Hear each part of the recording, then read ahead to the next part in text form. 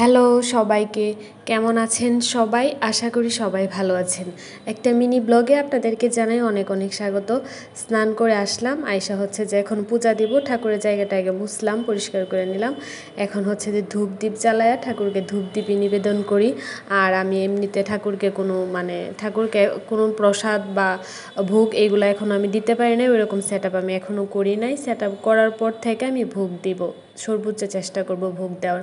তো পূজা শেষ করার পরে বারান্দায় আসলাম। এখন হচ্ছে যে গাছগুলার পাতাগুলাতে আর কি একটু জল স্প্রে করে নিলাম। আর এদিকে আমি স্নানে যাওয়ার আগে এই ফ্রিজের এই বক্সটা নামায় রেখে গেছিলাম। এই মাংসের পুটলাটা ছাড়াইতে পারতেছিলাম না ফ্রিজ থেকে, বক্স থেকে।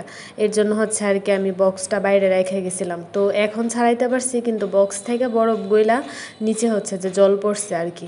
তো এখন হচ্ছে বক্সটা ফ্রিজে রেখে আসলাম, রেখে আইসা মানে যে জায়গাটাতে জল পড়ছে এটা মুইছা নিলাম। আর এখন আমি খাবার খাবো। এখন খাবো হচ্ছে আমি পাট শাক ভাজা আর হচ্ছে যে সাজনা পাতাটা হচ্ছে গুঁড়া করা আর কি ব্লেন্ডারে। আর সাথে আমি একটু লবণ নিতেছি, কাঁচা মরিচ আর হচ্ছে যে সরিষার তেল। এই টাইপের খাবার আমার অনেক ভালো লাগে। সাজনা পাতা, পাট শাক ভাজা, এই টাইপের খাবারগুলো আমার মানে অনেক প্রিয় আর ভালোও লাগে খাইতে। জাস্ট কিচ্ছু না, একটু সরিষার তেল, লবণ, কাঁচা মরিচ দেখাইতে অনেক ভালো লাগে। তো এই ভিডিও এই পর্যন্তই। সবাই ভালো থাকবেন, টাটা।